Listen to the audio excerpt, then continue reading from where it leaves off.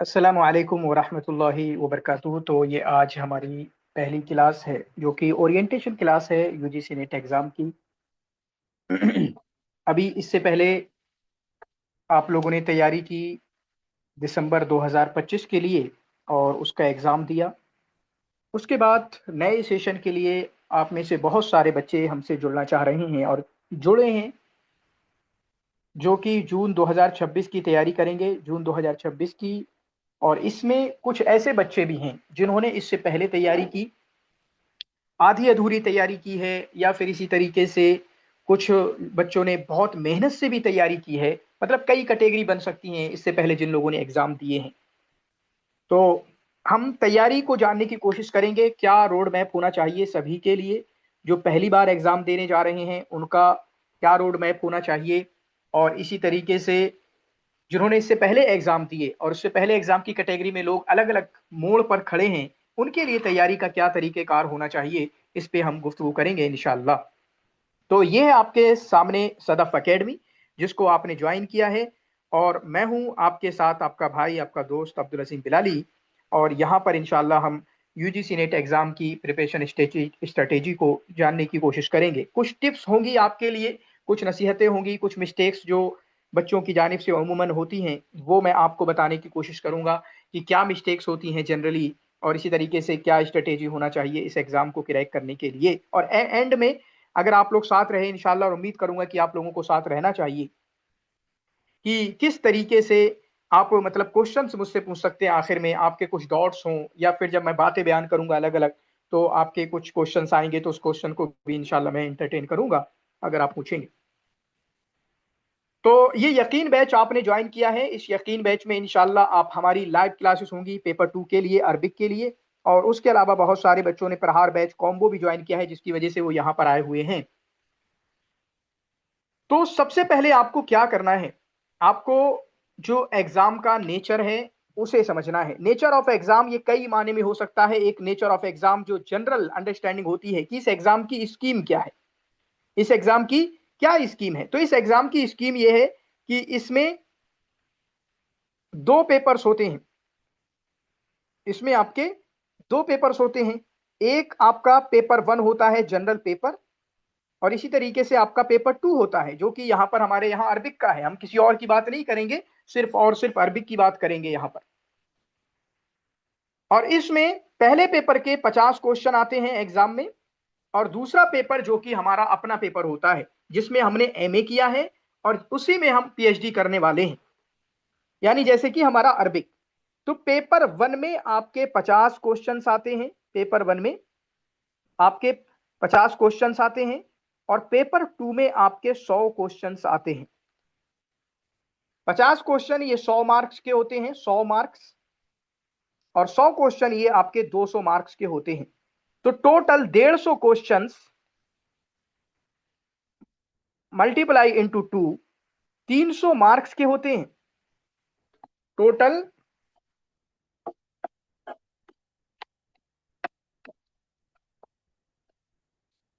Total जो आपके 150 questions हैं, यानी हर क्वेश्चन आपका 2 मार्क्स का, तो यानी 300 मार्क्स के होते हैं। कितने? 300 मार्क्स के होते हैं। अब इसमें उमूमन जो कट ऑफ जाती है हमारे अरबिक के लिए, जनरल के लिए या ओबीसी के लिए 220 के आसपास जाती है, 220 प्लस जाती है। तो ये गोया कि एग्जाम का आपको पैटर्न समझना होता है। पेपर 1 में जिसको रिसर्च एप्टीट्यूड और रिसर्च और टीचिंग एप्टीट्यूड और रिसर्च एप्टीट्यूड का नाम दिया जाता है, उसमें 50 क्वेश्चन होते हैं, और 10 यूनिट पर आपका पेपर 1 मुश्तमिल होता है। 10 यूनिट कौन कौन से आपके हो सकते हैं? Teaching aptitude, research aptitude. Teaching aptitude क्यों होता है? क्योंकि जो भी पीएचडी करता है टीचर बनने के लिए करता है। और एप्टीट्यूड का मतलब होता है किसी चीज को करने की कला, एप्टीट्यूड का मतलब होता है किसी चीज को करने की स्किल, टू डू एनीथिंग, या एबिलिटी टू डू एनीथिंग, वो एप्टीट्यूड होता है। तो टीचिंग एप्टीट्यूड पढ़ाने की कला, पढ़ाने की सलाहियत, और रिसर्च एप्टीट्यूड रिसर्च करने की सलाहियत, क्योंकि जो भी पीएचडी करता है उसे रिसर्च करना होती है।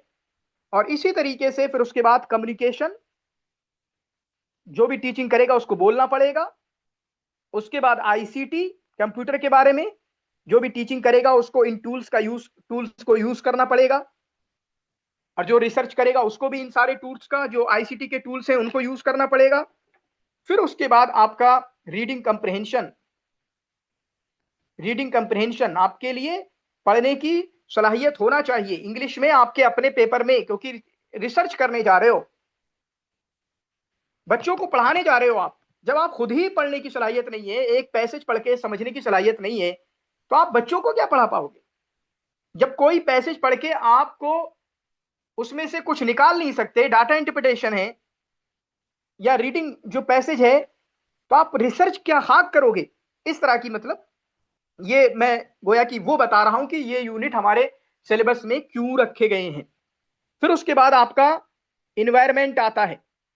इन्वायरमेंट, चूंकि माहौलियात लगातार पिछले 150 सालों से खराब होता जा रहा है हर जगह, और खासकर हिंदुस्तान की हालत तो और ज्यादा खराब है, दिल्ली की हालत और ज्यादा खराब है, तो इसमें इन्वायरमेंट, लोगों को जानकारी तो है एटलीस्ट, जो अक्लमंद हो, जो समझबूझ एजुकेटेड लोग हो, वो कुछ काम कर सके इन्वायरमेंट के लिए। हायर एजुकेशन, आप लोग हायर एजुकेशन में हैं तो आप उसकी हिस्ट्री को जान सके इंडिया में, आप उसी के लिए टीचर बनेंगे कॉलेज में, यूनिवर्सिटी में, तो आपको पता तो हो किस किस तरह के इंस्टीट्यूशन से पहले काम करते थे। ये जो मैं लेक्चरर बनूंगा, ये मैं प्रोफेसर बनूंगा, कौन मुझे फंडिंग करता है, कौन सी एजेंसी हायर एजुकेशन को इंडिया में चलाती है, या उसके अलावा एजुकेशन का जो पूरा स्ट्रक्चर है, या पहले इंडिया में हायर एजुकेशन के लिए कौन कौन सी यूनिवर्सिटी होती थी, नालंदा, टक्सिला, ठीक है, विक्रमशिला, या इसी तरीके से और बहुत सारी। फिर इसी तरीके से आपका यहां पर मैथ भी होता है। बेसिक मैथ्स आना जरूरी है।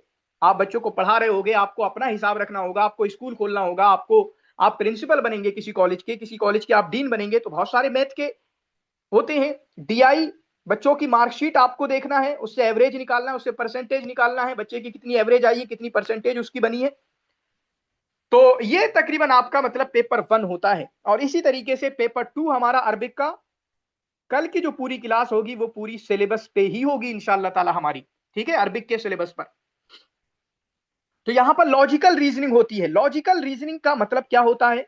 लॉजिकल रीजनिंग का मतलब होता है बस मंतिक, आपका दिमाग कितना चलने वाला है, आपके ब्रेन में कितनी सलाहियत है किसी चीजों को सोचने की, ठीक है, इसे बोलते हैं आपका लॉजिकल रीजनिंग। लॉजिकल रीजनिंग, आपका माइंड चलता है या नहीं चलता, इसको जनरल मेंटल एबिलिटी भी कहीं कहीं बोला जाता है। इस तरह के पहले क्वेश्चंस आते थे इंडिया में, यूपीएससी से लेके हर तरह के एग्जाम में। आज शायद उसका नाम खत्म कर दिया गया। ओवरऑल यहां पर लॉजिकल रीजनिंग या रीजनिंग के नाम से क्वेश्चंस पूछे जाते हैं। लॉजिक मतलब आप कितना ब्रेन यूज कर पा रहे हो, कितने तार्किक हैं, कितनी चीजों को आप लॉजिक दे पाते हो कि ऐसा क्यों हो रहा है, ऐसा क्यों हो रहा है, ऐसा इसलिए होता है, ऐसा इसलिए होता है, ऐसा इसलिए नहीं होता है, ठीक है। तो वो लॉजिक है जिसमें आपका लॉजिक, हम जो वेस्टर्न लॉजिक है वो भी पढ़ते हैं, और खासकर इन्होंने बाद में जाके इंडियन लॉजिक को भी ऐड कर दिया है, और इंडियन लॉजिक का मतलब वही कहीं ना कहीं आपके लिए थोड़ी मुश्किल पैदा कर देता है। तो आपको एग्जाम का नेचर समझना है जो इस तरीके से हमने देखा। और दूसरी इसका मीनिंग ये हो सकती है कि आप एग्जाम के नेचर को, सिलेबस को पढ़ें पहले, सिलेबस में क्या क्या है, ठीक है, सिलेबस में क्या क्या है, और उसके बाद आप पीवाईक्यूज को देखें कि क्या चीजें पूछी जा रही हैं। मैं एक बात कहता हूं कि इंडिया के कोई भी एग्जाम हो, वहां पर मॉडर्न हिस्ट्री सिलेबस में होती है। क्या होती है? Modern history. आपका बीए का एग्जाम होगा तब भी होगी, एमए का एंट्रेंस एग्जाम होगा तब भी होगी, जम्मू कश्मीर का जेकेएस होगा तब भी, पीसीएस होगा तब भी, यूपीएससी होगा तब भी, सब में मॉडर्न हिस्ट्री है। लेकिन मुझे बताएं, क्या सब में एक तरह पढ़ना होता है क्या? बिल्कुल नहीं पढ़ना होता है। बीए में अलग तरीके से पढ़ाई होती है, एमए में अलग तरीके से होती है, पीसीएस में अलग तरीके से होती है, और यूपीएससी में अलग तरीके से होती है।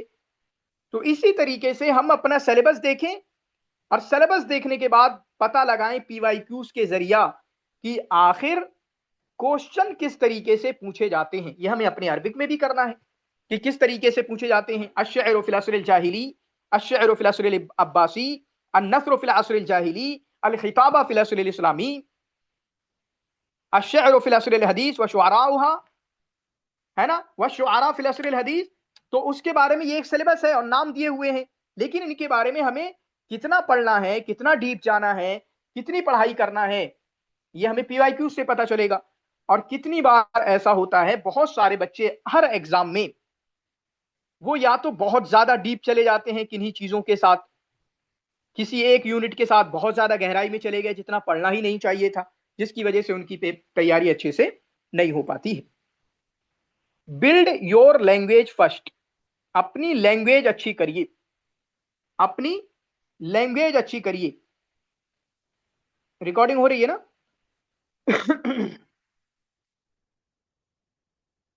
जी बोलिए, आप लोग मेरे साथ हैं ना? हाँ जी। जी सर। हाँ, तो अपनी लैंग्वेज अच्छी करिए, अपनी जुबान अच्छी करिए। अब इस जुबान में हमारे पास दो जुबानें आ जाती हैं। एक जुबान आपकी आती है अरबिक की, और दूसरी आपकी इंग्लिश की भी आएगी। दूसरी आपकी इंग्लिश की भी आएगी। दोनों पे बात करेंगे। चलें अभी अरबिक से ज्यादा इंग्लिश पे बात करेंगे, इंग्लिश में क्या होता है। और इंग्लिश में अच्छी भी नहीं होती बहुत सारों की। आपने दोनों लैंग्वेजें अच्छी करनी है, दोनों जुबानें अच्छी करनी है। अगर जुबान में आपको कमजोरी हुई, सच बता रहा हूं, आपको प्रॉब्लम होगी ये एग्जाम क्लियर करने में। कितने ऐसे बच्चों को मैं जानता हूं अरबिक में, जिनको सवाल पढ़ना ही नहीं आता, मतलब इतनी अंडरस्टैंडिंग भी उनकी नहीं हो पाई है कि क्वेश्चन जो आ रहा है एग्जाम में वो सवाल की मीनिंग ही समझ सकें। वो तो भला हो मेरे जैसे लोगों का, या और बहुत सारे जो अपने दोस्तों की, अपनी बहनों की या अपने भाइयों की मदद करते रहते हैं, कि उनको वो चीज, मतलब वो नॉलेज पता हो जाती है जिसकी वजह से वो लैंग्वेज आसान लगने लगती है। वरना अगर बात करें वो इबारत पढ़ने की, इबारत को समझा सके और इबारत को वो उसकी मीनिंग निकाल सके, तो शायद एग्जाम में वो काम ना कर पाए। मतलब इतनी कमजोर भी उनकी लैंग्वेज होती है।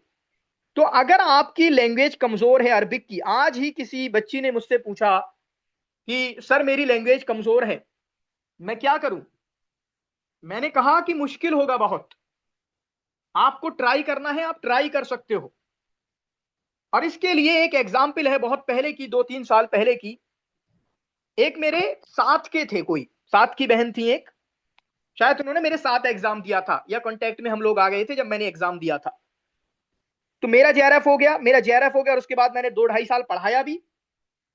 और एंड में जाके मुझे याद है दिसंबर 2022 के आसपास वाले एग्जाम में, या उसके बाद वाले एग्जाम में, मैंने उनको मशवरा दिया कि आप ऐसा करो, ये तैयारी करना बंद करो, तैयारी नहीं करो, कभी नहीं निकलेगा, और अभी तक भी नहीं निकला है उनका। तो मैंने कहा कि आप जाओ 6 महीना अपनी लैंग्वेज पे काम करो, अपनी अरबिक अच्छी करके आओ, 6 महीना बस, नहीं करना तैयारी, छोड़ के चले जाओ। उनको वो बात बुरी लगी थी। मैं मशवरे कोई उल्टे सीधे नहीं देता, उल्टे सीधे तो हो भी सकते हैं, लेकिन मतलब गैर मुखलिसाना मशवरे नहीं होते। रॉन्ग हो सकते हैं, गलत हो सकते हैं, अटपटे भी हो सकते हैं, लेकिन गैर मुखलिसाना मशवरे नहीं होंगे। कि मैं मतलब अपना कोर्स वोर्स नहीं बेचता इस तरीके से कि मशवरा ऐसा दूं कि कोर्स ले लो मेरा। आज ही एक बच्चे को कहा कि मतलब कोर्स आप बाद में आना, ठीक है। तो क्या हुआ, उनको बुरा लगा वो। अब बुरा क्या लगा, बुरा लगा करके मेरा भी क्या बिगाड़ लेंगे, बाद में जाके अभी कांटेक्ट में है मेरे, कांटेक्ट खत्म हो गया तो इसी वजह से शायद। तो नहीं हुआ जेआरएफ। अगर शायद वो मेरी बात मानते, अपनी लैंग्वेज पे 6 महीना जाके काम करते। 6 महीना किसी भी लैंग्वेज के लिए काफी इनफ टाइम होता है, लेकिन पता है हमें फोकस के साथ काम करना होता है कि हम लैंग्वेज पे काम कर रहे हैं। ऐसे नहीं कि 6 महीना, ऐसे 6 महीना पूरे अच्छे अंदाज में आपको अरबिक पढ़ना है, अरबिक ग्रामर पढ़ना है, अरबिक के कवायद अच्छे करना है। तो बस लैंग्वेज की बात कर रहा हूं कि उसकी इंपॉर्टेंस कितनी है। अगर लैंग्वेज कमजोर है आपकी, तो अरबिक में भी मात खाओगे, और इंग्लिश में भी तो मात खाते ही हैं हम। बहुत सारे बच्चे, अच्छे अच्छे बच्चे, टैलेंटेड बच्चे, जिनकी अरबिक धाकड़ है, मेरे उस्ताद है, वो मुझसे ज्यादा माहिर है, मुझसे ज्यादा नॉलेज है, लेकिन पेपर 1 में अच्छे नहीं होने की वजह से या इंग्लिश कमजोर होने की वजह से वो मात खाते हैं। तो लैंग्वेज को भी, अगर आप में से किसी की भी लैंग्वेज कमजोर है, चाहे अरबिक की कमजोर है या इसी तरीके से आपकी इंग्लिश की कमजोर है, तो ये यहां पर दो डिसीजन आप ले सकते हो।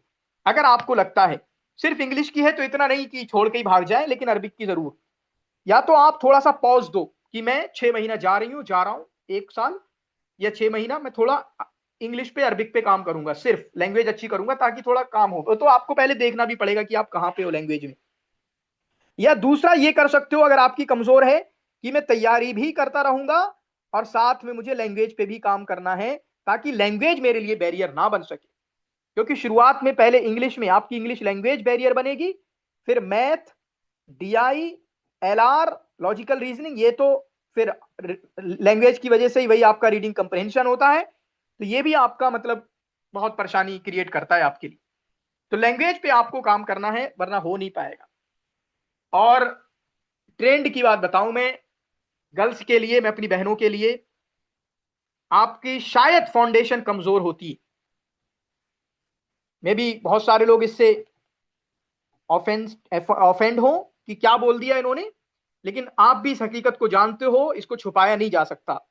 हमारे मदरसे के मदरसे के लड़कों के मुकाबले में, मेल्स के मुकाबले में लड़कियों के मदरसे की तालीम उतनी पुख्ता नहीं होती, ये इससे इनकार नहीं किया जा सकता शायद। तो जिसकी वजह से अगर आप अब यहां घुसे हो, बहुत मेहनत करना होगी आपको। गर्ल्स मेरी बहनों, आपको लड़कों से डबल मेहनत करना होगी। आपके पास जो मदरसे का लड़का तैयारी करना है ना आपके क्लास में, हाँ, उससे डबल मेहनत आपको करना पड़ेगी। ये आप ठान के तैयारी करिए। नेट तो निकल जाता है बहुत सारी बहनों का जिन्होंने बहुत अच्छी मेहनत की, लेकिन जेआरएफ में रियली दिक्कत होती है। और ये सबके लिए है, लड़कों के लिए भी है कि भाई जेआरएफ को हलवा समझ के नहीं आना, नहीं निकलता है। अरबिक में ठीक है, अच्छे नंबर ले आओगे आप, 85 ले आओगे, बहुत आप महान हो, अरबिक बहुत अच्छी है आपकी, या ट्रांसलेशन में कोई दिक्कत नहीं है, या फिर आपको ग्रामर में कोई दिक्कत नहीं है, अरबिक कंप्रहेंशन में कोई दिक्कत नहीं है, जो काफी ज्यादा, यही यानी ट्रांसलेशन, ग्रामर, और इसी तरीके से कल अरबिक के पोर्शन में हम बात करेंगे, लेकिन ओवरऑल जब बातें हो रही हैं तो जहां जहां बातें हो रही हैं बात करते रहेंगे। ट्रांसलेशन, ग्रामर और अरबिक कंप्रहेंशन, जहां सलाहियतमंद बच्चों के लिए ये हलवा होते हैं, नंबर देने वाले होते हैं कि यार बगैर पढ़े ही यहां से नंबर आए हैं, वहीं पर ये तीन पोर्शन ऐसे होते हैं कि जो बच्चे कमजोर होते हैं अरबिक में, ट्रांसलेशन में, अरबिक ग्रामर में, उनके लिए गले की हड्डी बनता है ये वाला पोर्शन। ठीक है, उनके लिए गले की हड्डी बनता है। और इसी तरीके से आपको इक्वल फोकस करना है अरबिक पर और इंग्लिश पर, दोनों पर, किसी को भी इग्नोर नहीं करना है।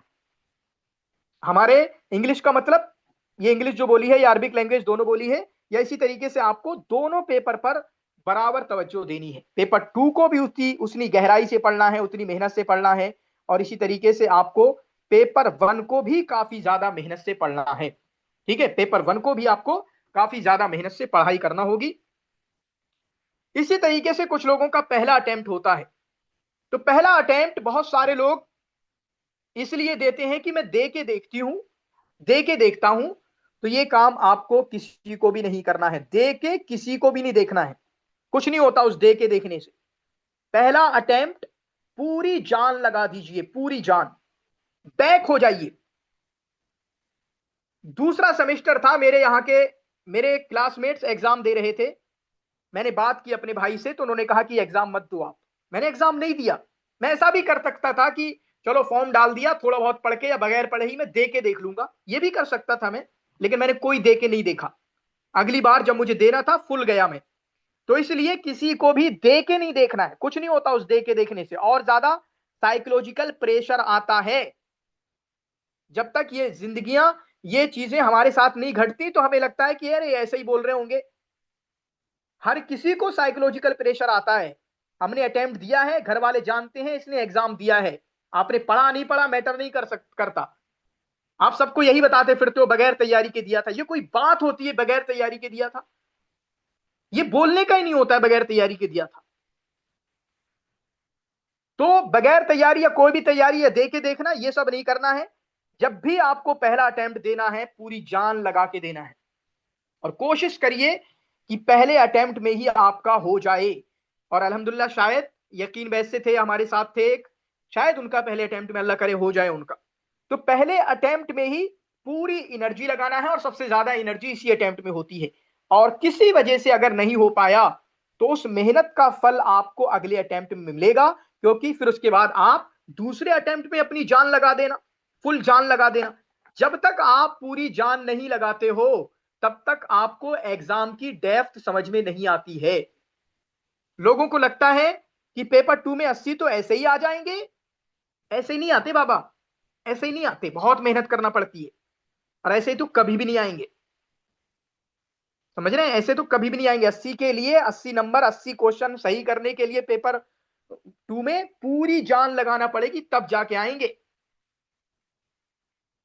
फिर उसके बाद fix your position and study accordingly. ये क्या है? यानी आपका पहला अटेम्प्ट नहीं है, बल्कि दूसरा है, तीसरा है, चौथा है। इससे पहले आपने एग्जाम दिए हैं, तो आप अपनी पोजीशन पता लगाएं। आप कहां पर हो, अरबिक में कहां पर हो, इंग्लिश में कहां पर हो, पेपर 2 में कहां पर हो, पेपर 1 में कहां पर हो। अपनी पोजीशन पता लगाएं और उसके बाद उसी तरह की पढ़ाई करना है। मिसाल के तौर पे पेपर 1 आपका है, आपको पता था मैथ मुझे खा गया, ठीक है, आपको पता था इंग्लिश कमजोर होने की वजह से मुझे पेपर 1 समझ में ही नहीं आया, आपको इंग्लिश अच्छी करना है। आपको पता लगा कि डीआई आप करके ही नहीं आए हैं। कितने बच्चों ने इस बार शिकायत की है कि उनको टाइम मैनेजमेंट की प्रॉब्लम हुई है। तो ये टाइम मैनेजमेंट की प्रॉब्लम क्या होती है, इस पे कभी गुफ्तगू करेंगे अलग, या मैं हम क्लासेस के दरमियान दरमियान बातें करते रहते हैं, या वीडियोस बनाऊंगा मैं यूट्यूब पे। यानी जो भी आपकी प्रॉब्लम रही है, जो भी आपकी मिस्टेक रही है, आप उस मिस्टेक पे जाके काम करेंगे, ठीक है, और उसके अकॉर्डिंग आगे पता लगाएं क्या मिस्टेक्स हुई हैं, क्या कमजोरियां रही हैं, क्या प्रॉब्लम रही है। पेपर 2 में आपसे क्या प्रॉब्लम रही, ट्रांसलेशन आपको खा गया, अरबिक का रीडिंग कंप्रहेंशन आपको खा गया, अरबिक ग्रामर आपको खा गई, तो आप मेहनत करिए उसके लिए। ट्रांसलेशन अभी से पढ़ना शुरू करिए। क्या करना है बताएंगे इंशाल्लाह, कल उसी के लिए होगी सिलेबस, डिफाइन करेंगे हम। ट्रांसलेशन में क्या करना है आप करिए वो अभी से। ये कुछ चीजें हैं जिसको आपको, जो 4-5 महीने आगे आपके लिए हैं, 5 महीने हैं आपके पास, पांचों महीना इन तीनों चीजों पे काम करना है। ट्रांसलेशन, ग्रामर, और इसी तरीके से अरबिक ग्रामर अगर कमजोर है।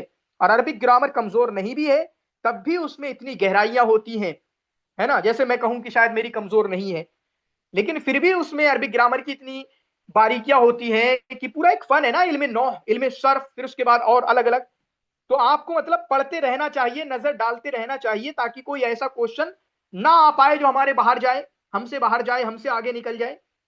अगर अच्छी भी है, मैं उनके लिए कह रहा हूं, उनको भी मतलब पढ़ना चाहिए, क्योंकि अरबिक ग्रामर का अत-तत्वीकात अन-नहविया, अत-तत्वीकात अल-लुग़विया आपके एग्जाम में है, आपके सिलेबस में है, तो आपको जरूर पढ़ना चाहिए। ये नहीं कि अरे मैंने पढ़ा हुआ है। हर एग्जाम की अपनी अलग डिमांड होती है, हर एग्जाम की अपने क्वेश्चन पूछने के अंदाज होते हैं, तो उसके लिए पढ़िए आप। जिनकी अच्छी है, जिनकी नहीं अच्छी है, उनको तो लगातार पढ़ना ही पढ़ना है। फिर उसके बाद fix your daily routine, fix your position. इससे पहले आप ये देखें, इसके लिए क्या 4-6 महीने में तैयारी हो जाती है? हाँ हुई है, मैंने भी इतनी ही की थी, 4-6 महीना, मुझे लगता है 4 से 5 महीना मैंने दिए थे। और जिसमें 1 महीना 35 दिन जब आया था कि एग्जाम होने वाला है, क्योंकि कोरोना के टाइम मैंने दिया था और लग रहा था एग्जाम बड़ा डिले होगा, 3-4 महीने बाद होगा, लेकिन अचानक एग्जाम रख दिया गया, तो पता लगा कि 35 दिन बाद हमारा एग्जाम है, बल्कि 25 दिन बाद या 30 दिन बाद, ठीक है, 8-9 दिन बाद में फिर से बढ़ा दिए गए थे। तो 30 दिन बाद हमारा एग्जाम है, तो घबरा गए मैं। तो उससे पहले के जो 3-4 महीने थे, माना मिसाल के तौर पे अगर 5 महीने या 6 महीने ये मान के आप चलो, तो ये जो पहले के 1 महीने पहले के जो डेज हैं, उसमें आप 4 से 6 घंटे की पढ़ाई करें, 4 से 6 घंटा जितना आप निकाल पा रहे हैं, ठीक है। इसी को मैंने कहा फिक्स योर पोजीशन। आप करते क्या है? आप स्टूडेंट हैं, एमए की क्लासेस आपकी चल रही हैं, आप कहीं पर जॉब कर रहे हैं, आप खाली हैं पूरा दिन, आप का एमए या जॉब या कुछ भी नहीं चल रहा, घर पे रहते हैं, लेकिन घर पे काम है क्योंकि आप फीमेल है, घर पे भी काफी काम करना पड़ता है, अम्मी का हाथ बटाना पड़ता है, अब्बू का हाथ बटाना पड़ता है। स्टूडेंट है, आप पढ़ने जाइए, ठीक है। अब जिस भी पोजीशन में आप हैं, यहां देखिए कि आप पढ़ाई के लिए कितना टाइम निकाल सकते हैं। जितना भी टाइम आप निकाल सकते हो, 4 घंटा, 6 घंटा, 5 घंटा, 7 घंटा, 8 घंटा, 9 घंटा, 10 घंटा, और पढ़िए। पूरे खा लिए तो 10-12 घंटा पढ़िए, 10 घंटा तो मिनिमम पढ़िए, ठीक है। तो ये मतलब था फिक्स योर पोजीशन का यहां पर। और उसी के अकॉर्डिंग आपके पास 6 घंटा है, 4 घंटा है, 8 घंटा है, अपना डेली रूटीन बनाइए, और उसी डेली रूटीन के अकॉर्डिंग आपने पढ़ना है कंसिस्टेंसी के साथ।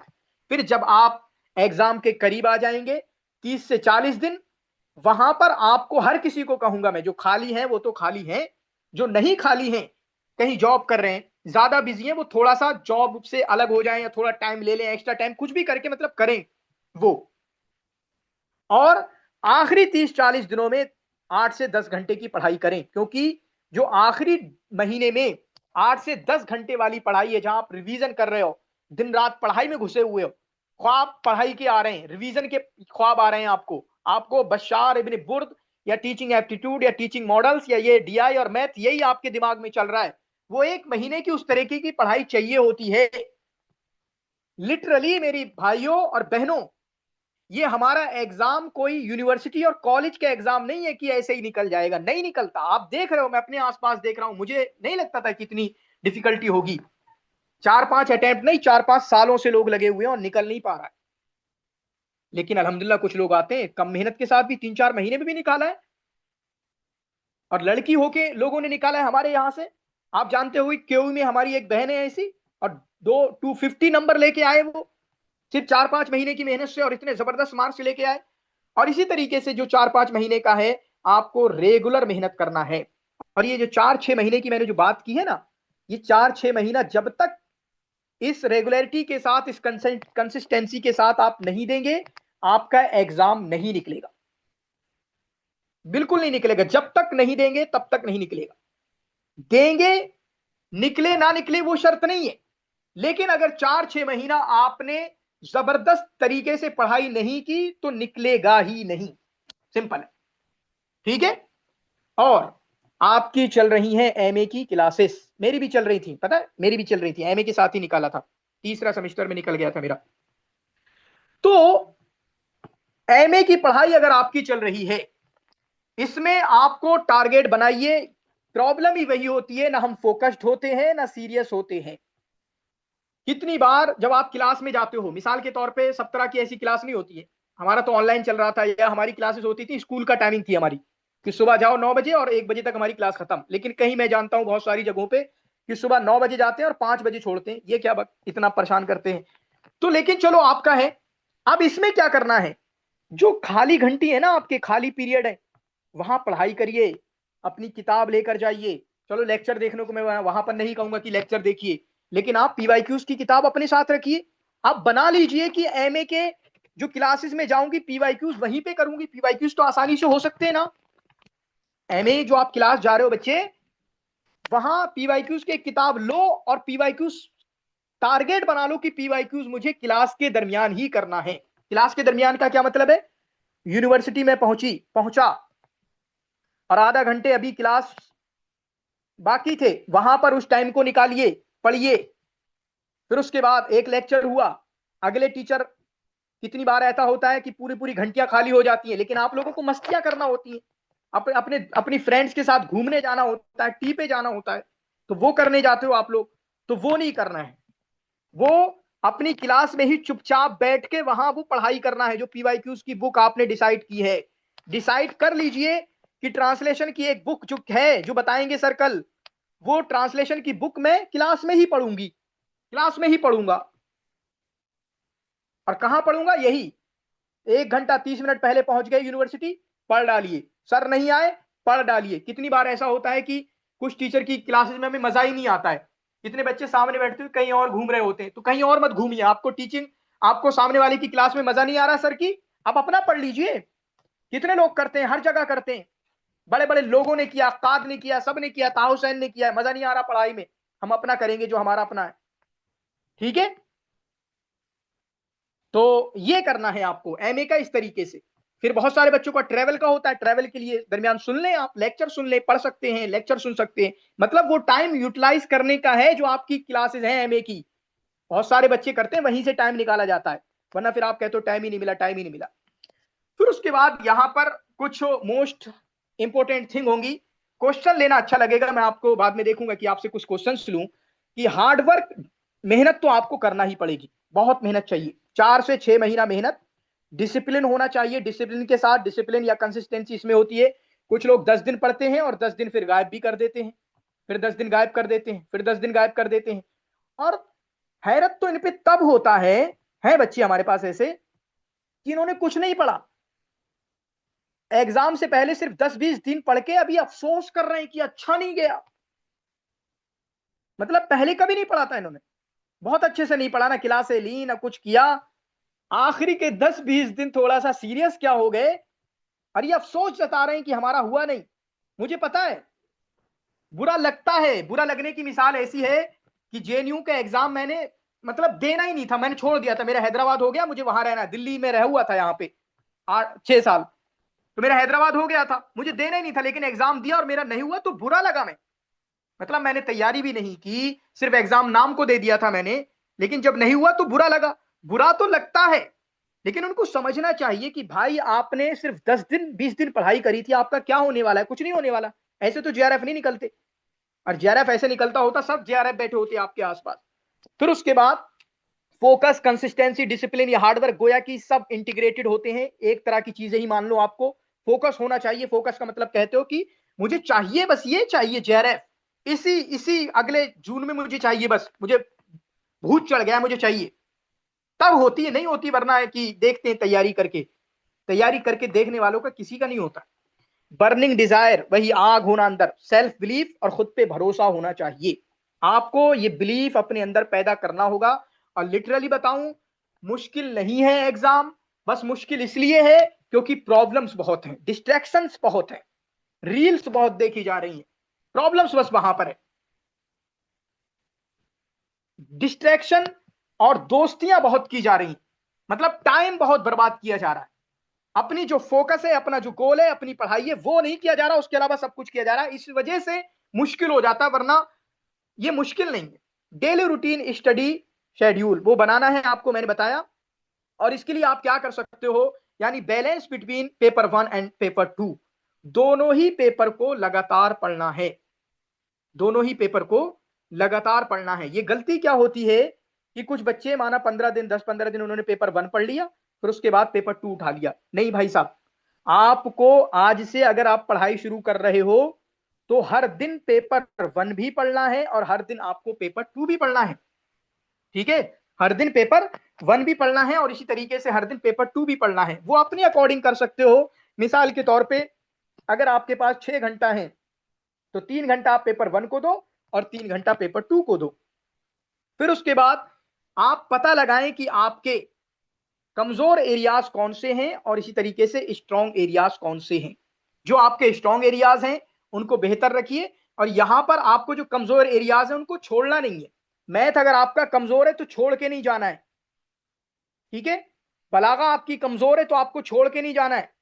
जो भी बच्चे यूनिट छोड़ के जाते हैं कि मैथ पढ़ेंगे ही नहीं, डीआई पढ़ेंगे ही नहीं, ठीक है, ग्रामर का करेंगे ही नहीं, वो लोग भूल जाएं सच में। तो ये यानी 20 यूनिट्स हैं आपके, तो 20 यूनिट्स पे आपको काम करना होगा। इसी तरीके से जो मिस्टेक्स होती हैं जनरली, बहुत सारे बच्चे पीवाईक्यूज को इग्नोर करते हैं। मैं वो इंसान हूं सच में, सिर्फ आपके एग्जाम में नहीं बल्कि उसके अलावा और जो एग्जाम होते हैं वहां पर या हर एग्जाम में पीवाईक्यूज को मैं बहुत बड़ा मानता हूं, बहुत बड़ा। और इसी वजह से शायद मैंने पीवाईक्यूज की एक ऐसी किताब लिखी ईयर वाइज, और उसके बाद नोट्स उसी तरह के पीवाईक्यूज से निकाल के नोट्स अटैच कर दिए। सिर्फ अगर कोई पीवाईक्यूज को कर लेगा ना, पीवाईक्यूज के थ्रू 60 से 70 नंबर अरबिक में सिर्फ यहां से लाए जा सकते हैं। और 25 से 30 25 क्वेश्चन या 20 क्वेश्चन सिर्फ पीवाईक्यूज को अच्छे से पढ़ के पेपर 1 में भी लाए जा सकते हैं। सच बता रहा हूं मैं, सिर्फ और सिर्फ पीवाईक्यूज को अच्छे तरीके से करना। और पीवाईक्यूज को अच्छे तरीके से करने का मतलब यह होता है, कोई क्वेश्चन दिया हुआ है उस क्वेश्चन को समझना, उस क्वेश्चन की माना कोई क्वेश्चन आया आपके एग्जाम में, उस क्वेश्चन की लाइन को समझो, फिर उसके बाद ऑप्शन जो 4 दिए हुए हैं उस ऑप्शन में आप काम करो, उसको अपने नोट बना लो और काम हो जाएगा आपका। या इसी तरीके से अब मैं कह सकता हूं, चूंकि मेरी किताब मौजूद है, मेरी किताब ऐसी तरीके से एक आध दो किताबें थोड़ी डिटेल के साथ उसमें एक्सप्लेनेशन मौजूद है, सिर्फ वो पीवाईक्यूज की किताब पढ़ के 60 से 70 नंबर लाए जा सकते हैं, सिर्फ और सिर्फ पीवाईक्यूज। इतनी अहमियत मैं देता हूं पेपर 1 मतलब पीवाईक्यूज को। और पेपर वन की बात करें तो वहां भी 25 क्वेश्चन सिर्फ पीवाईक्यूज से किए जा सकते हैं सच में। यानी जितने ऑलरेडी पीवाईक्यूज पेपर 1 की, तो पीवाईक्यूज की भरमार होती है। मैं तो कहता हूं उसमें मॉक टेस्ट या एमसीक्यूज लगाने की जरूरत ही नहीं होती है। आप पीवाईक्यूज की बुक मंगाएं, अभी मैं चेक कर रहा था, पीवाईक्यूज की बुक है काफी अच्छी अच्छी, अलग अलग अंदाज में है, यूनिट वाइज भी है, ईयर वाइज भी है, उनको लगा के आप मंगाएं किताबें। मत हो परेशान, मोबाइल पे भी इतना जाना पड़ता है जब टेस्ट वेट लगाते हैं ऑनलाइन। आप किताब मंगाइए, हमेशा किताब में ही पढ़िए, और इतना मटेरियल वहां पर मौजूद है। तो पीवाईक्यूज को कभी भी इग्नोर नहीं करना है, बल्कि मैं कहूंगा कि पीवाईक्यूज की बुक मंगाएं। एक बुक, दो बुक की अगर आपको जरूरत है, अलग अलग तरीके की बुक की भी जरूरत होती है, जैसे ईयर वाइज होती है, यूनिट वाइज होती है। आप दो अफोर्ड कर सकते हैं, अल्लाह ताला ने दिया है तो दो अफोर्ड करिए। एक कर सकते हो तो एक करिए, नहीं कर सकते तो पीवाईक्यूज प्रिंट करा के करिए। लेकिन बुक क्योंकि उसमें आसानी करी गई है तो आप जरूर वो मंगाएं और उसको पढ़ें। और पढ़ना कैसे, आप ऐसे ही पढ़ सकते हैं। मैंने बताया एमए की क्लास आपकी चल रही है, जाके वो बुक अपने साथ रखिए और पढ़िए उसको। और पीवाईक्यूज में जो चीजें हैं, एग्जाम का पैटर्न समझिए, क्या पूछा जा रहा है, एक बंदे के बारे में क्या पूछा जाता है, एक शायर के बारे में क्या पूछा जाता है, बलागा में क्वेश्चन किस तरीके के होते हैं, ग्रामर के क्वेश्चन किस तरीके के हैं, यूनिट 10 से जो अल मालूमातुल आम्मा अनिल आलम अल अरबी है उसमें क्वेश्चन किस तरीके के होते हैं, वो करिए। और जो मालूमात होती है वो भी याद करिए। और मैंने एमए की जो प्रिपरेशन थी, पता है, वो यूजीसी के पीवाईक्यूज से करी थी। एक बुक मिल गई थी मुझे जिसमें 2004 से लेकर 2014 तक यूजीसी के पीवाईक्यूज थे, वहां से मैंने तैयारी करी थी, जिसकी वजह से मोटी मोटी जो क्वेश्चन बार बार आए, बार बार रिपीट हुए, उसकी इंफॉर्मेशन मेरे जहन में याद हो गई थी। तो आप पीवाईक्यूज को कभी भी इग्नोर नहीं करना है, दोनों के लिए। उसके अलावा पेपर वन को भी इग्नोर नहीं करना है। पेपर वन को पता नहीं क्यों इग्नोर करते हैं हमारे बच्चे, अरबिक वाले, मदरसे वाले, और रोते थे। कितने अच्छे बच्चे यकीन बैच में जिनके अरबिक में अच्छे मार्क्स आ रहे हैं पेपर टू में, लेकिन पेपर वन में अच्छा ना होने की वजह से रो रहे हैं आज। इसी तरीके से लेक्चर्स एंड वीडियोस ओनली, ये एक और मिस्टेक होती है। कुछ लोगों को लगता है जैसे आज लेक्चर देख लिए, सब समझ में आ रहा है तो उनको याद हो गया। ऐसा नहीं होता है। लेक्चर देने के बाद जब भी आप कोई लेक्चर करो, जब भी कोई आप वीडियोस देखो, आप उसका नोट्स जरूर बनाओ। कोई भी आप लेक्चर देखेंगे, चाहे पढ़ाई के, और पढ़ाई के अलावा भी आप अपने जो एजुकेशनल लेक्चर्स होते हैं, बहुत सारे हम सुनते रहते हैं उलमा के, या बहुत सारे बयान सुनते रहते हैं, उनको भी नोट करने की आदत डालें, वरना जहन में कुछ नहीं रहता। तो कितने बच्चे, मिस्टेक क्या है ये, कितने बच्चे ऐसे लगते थे कि उन्होंने मेरे लेक्चर सुन लिए, रिवीजन लेक्चर सुन लिए, वीडियो सुन ली, तो उनको लगा हमारी तैयारी हो गई, और एग्जाम में कुछ समझ में नहीं आया उनको। तो लेक्चर जब आप देखो, वीडियोस आप देखो, उनके नोट्स बनाइए, उनको रिवाइज कीजिए, और इसी तरीके से जो किताबें हैं उन किताबों को भी आपको पढ़ना है। इसी तरीके से नॉट प्रैक्टिसिंग एमसीक्यूज, एमसीक्यूज ना लगाना। हालांकि एमसीक्यूज की जगह पे अब मैं पीवाईक्यूज कह सकता हूं, क्योंकि पीवाईक्यूज बहुत हैं, पेपर वन के भी पीवाईक्यूज बहुत हैं, पेपर टू के भी पीवाईक्यूज बहुत हैं। उसके अलावा भी अगर आपको टेस्ट सीरीज वगैरह मिल रही है कहीं एमसीक्यूज के लिए, तो आप उसको खरीद सकते हैं, ऑप्शनल है आप सबके लिए। फिर उसके बाद कुछ बच्चे डिस्ट्रैक्टेड रहते हैं, जो मैंने बताया कि डिस्ट्रैक्शन होती है और रेगुलर नहीं हो पाते हैं अपनी पढ़ाई में। अगर कंसिस्टेंसी आप 4 महीना नहीं रख पाए तो आपका फिर मुश्किल हो जाएगी। कोचिंग के लिए मैं नहीं कहूंगा, लेकिन पेपर वन के लिए कोचिंग को जरूर कहूंगा। आप हमेशा से पेपर वन के लिए कोचिंग, ये कोई नया नहीं बोल रहा मैं कि आज मेरा कोर्स आ गया तो मैं बोल रहा हूं, पिछली बार भी मैंने यही बात बोली होगी। पिछली बार तो कोर्स नहीं था हमारा।